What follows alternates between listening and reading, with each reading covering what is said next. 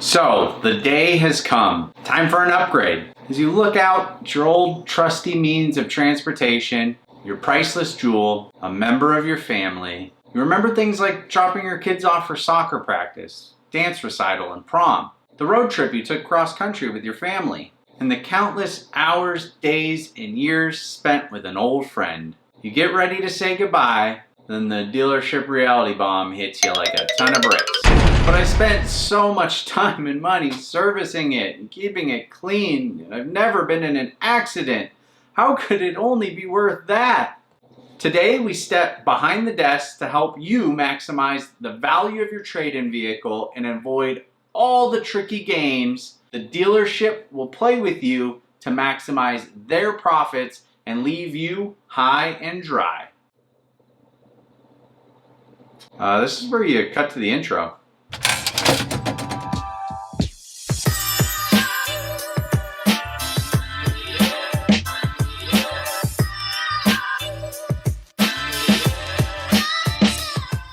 Welcome back to Behind the Desk. My name is Daryl, aka Mullet D, aka Trade Daddy.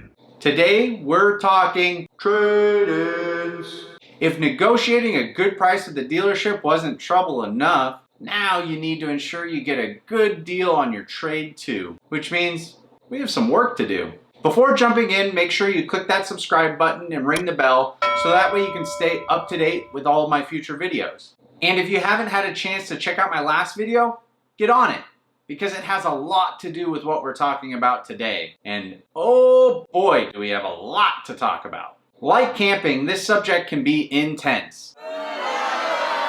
And similar to that last statement, receiving a value on your trade-in vehicle can feel like a bad joke. But it's all good, because we're gonna break it down. No, not that kind. This kind. There are also some sweet timestamps down below in case you want to jump to a specific section. Without further ado, let's get at them.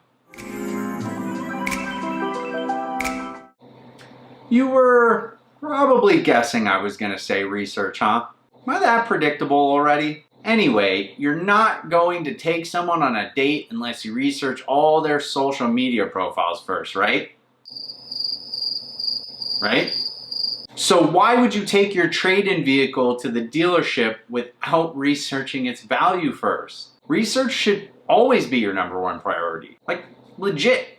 Research, and eventually all the way down here you get to some other stuff.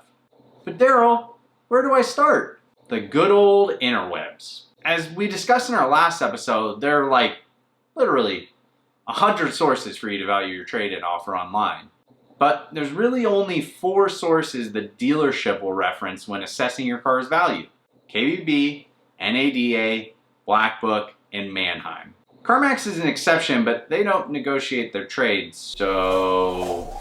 While there are some similarities between these sources, they often vary in data sources, the rate in which they gather and publish this data, and ultimately the value they give you for your trade.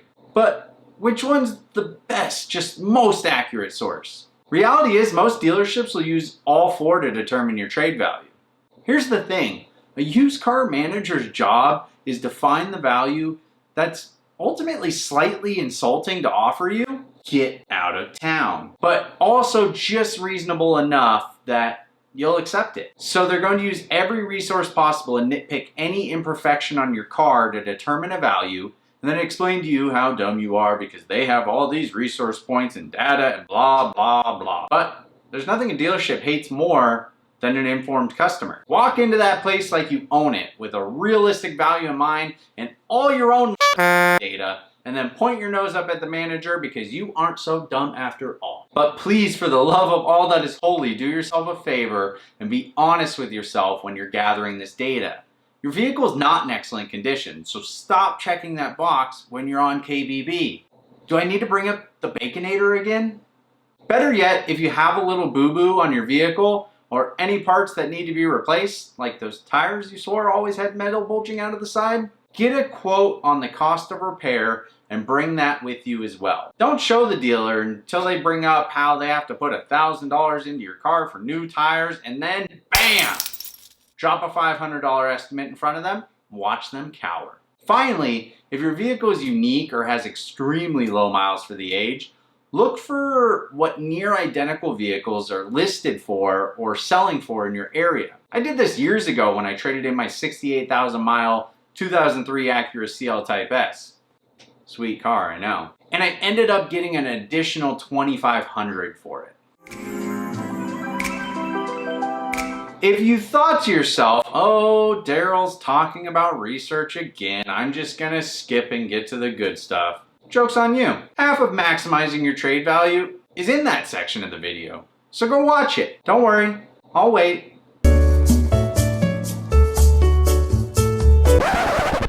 Oh, you're back. I didn't see you there. So you feel comfortable with research now? Good.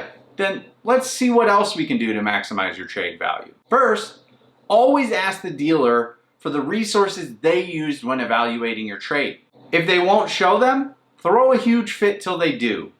They usually do. Also, look into if your state offers a trade tax credit.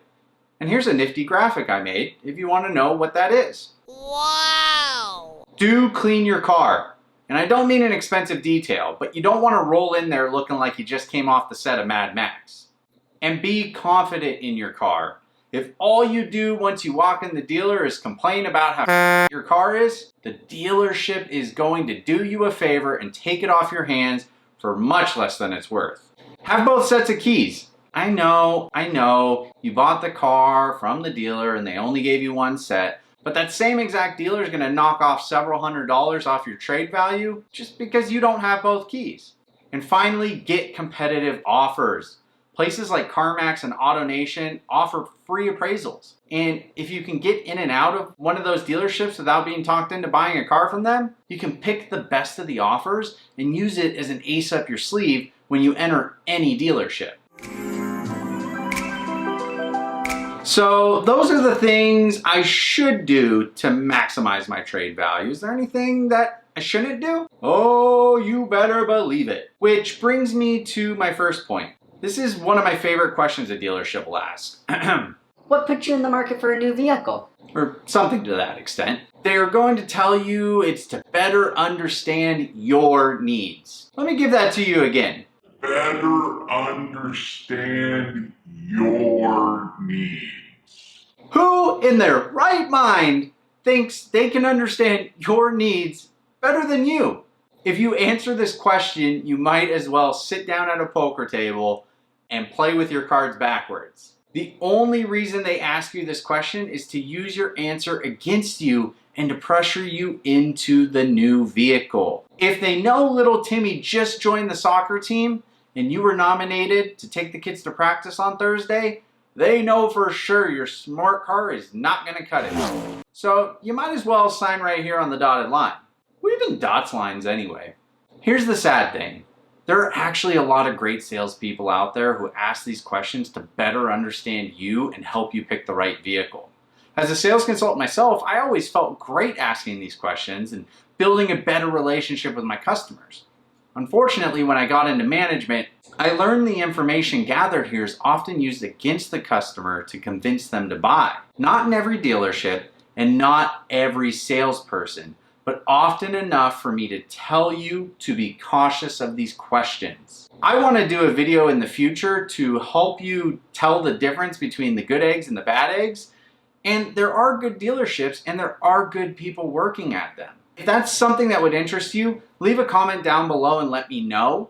And my last point on this subject, don't go in blind. I know you were just driving by and saw that car in the front and had to stop and look. That's why they put the car out front. Keep driving, pull into a parking lot, pull out your cell phone, and pull up some research. The piece de resistance. When should I tell the dealer I have a trade?